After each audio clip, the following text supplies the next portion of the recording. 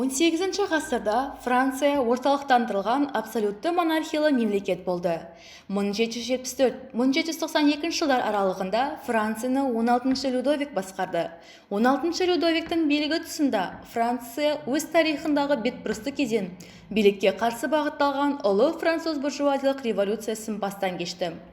Ойланып көріңіз, ел азаматтарының билікке қарсы шығып, төңкеріс ұйымдастыруға қандай себептер алып келуі мүмкін? 16 Людовиктің билігі тұсында Францияда жүргізілген ірі жобалар мен әскери жорықтар ұзаққа созылған қаржылық дағдарысқа алып келді. Мемлекеттік қазынаның сарқыла бастауы, сауда-өнеркәсіптік дағдарыс, құрғақшылық елдің экономикалық жағдайын ауырлатып жіберді.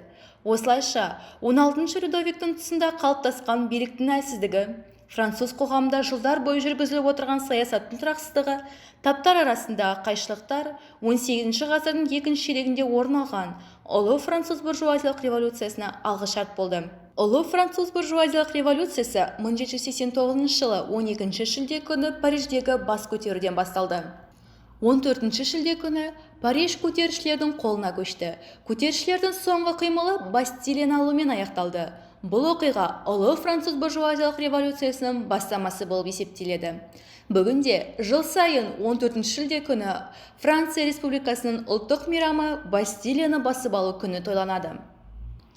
Ұлы француз буржуазиялық революциясын үш кезеңге бөліп қарастыруға болады. 1789 жылдың 14 шілде мен 1792 жылдың 10 тамыз аралығы көтерілістің бастамасы болған бірінші кезеңді қамтиды. Бастилияны алудан басталып, монархиялық билік тәртібінің жойылуымен, адам және азамат құқықтары декларациясының қабылдануымен, буржуазияға бағынатын ұлттық гвардия құрылуымен ерекшеленеді. Революцияның екінші кезеңі 1792 жылдың 10 тамызы мен 1793 жылдың 3 маусым аралығын қамтып, жирондықтар мен якобиншілдер партиялары арасындағы саяси билік үшін күресімен белгілі. Саяси партиялардың күресінің нәтижесінде жирондықтар конвенттен қуылып, якобиншілдер билік басына келді. Француз революциясының үшінші кезеңі 1793 жылдың 3 маусымы мен 1794 жылдың 28 шілде аралығын қамтиды. Бұл кезең якобиншілдер диктатурасы ретінде белгілі және ең алдымен якобиндердің басшысы Максимилиан Робеспьердің есімімен байланысты. Диктатура, репрессия және реквизиция саясаты шаруалардың якобиншілдер режиміне наразылығын алып келді. Нәтижесінде Робеспьерге қарсы бағытталған ұйымдар құрылып, якобиншілдерге қарсы термидорлық төңкеріске алып келді. Якобиншілдердің билігі жойылып, республикашылдар мен буржуазия өкілдері билікке келді. Олар жаңа басқарушы орган директорияны құрды. Директорияның билігі тұсында елде бір қатар өзгерістер орын алды.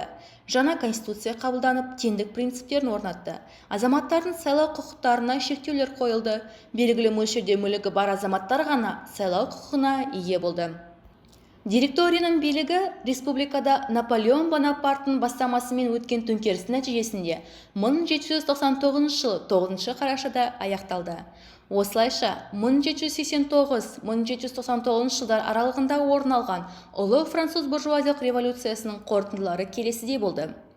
Монархиялық билік жойылып, демократиялық қағидаттарға негізделген республикалық жүйе құрылды.